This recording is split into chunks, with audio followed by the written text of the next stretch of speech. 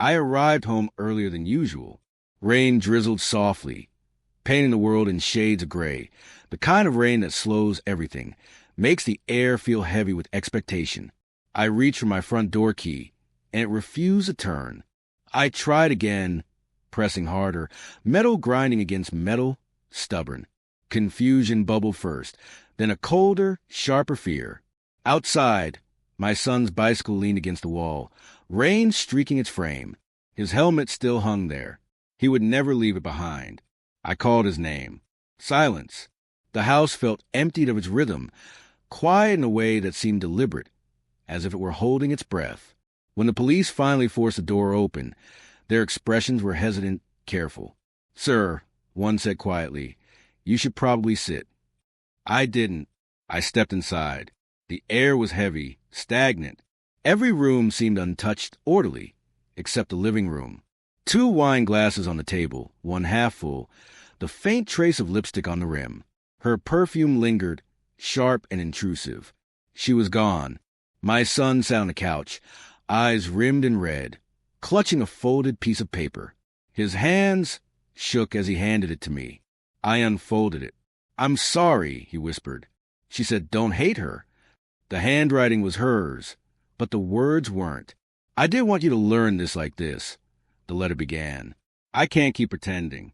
You were a loving father, but not his father." The words sank slowly, precise, cutting deeper than I expected. Not his father. My legs felt like lead. My chest tightened. My son watched me, expecting answers I didn't have. "Go to your room," I said softly. He obeyed. I stood alone, staring at the words until they blurred into static. Not his father. There's a pain that doesn't scream. It doesn't crash like a wave.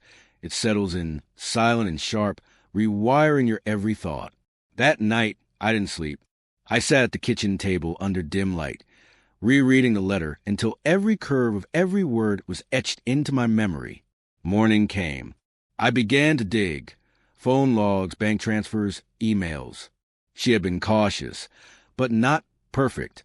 Small, repeated deposits to a name I didn't recognize. A man. A doctor. I drove to his office, posing as a patient. He greeted me warmly, a practiced ease in his smile. His eyes flicked to my ring, then away. I recognized him from a photo on her phone. One, she said, was from a retirement party months ago. The same smile. The same expression my son had inherited. It clicked. She hadn't left me. She had run to him. But she had overlooked one thing, my patience. I didn't confront her immediately. I waited. A week later, her voice called me, thin, rehearsed. "Is Ryan okay?" "He's fine," I said. "We're both fine." A pause.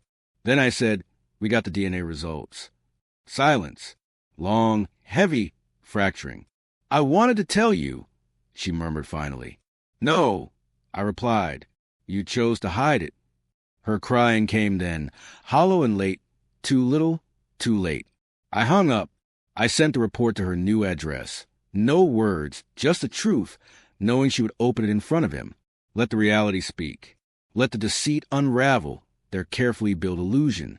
2 days later, she appeared at the door. My key fit. Hers didn't. Her face was smaller than I remembered, desperate, eyes swollen. "I didn't mean," she began. "I was lonely. You were always working." I stepped aside, revealing Ryan behind me, quietly drawing. "You should leave," I said.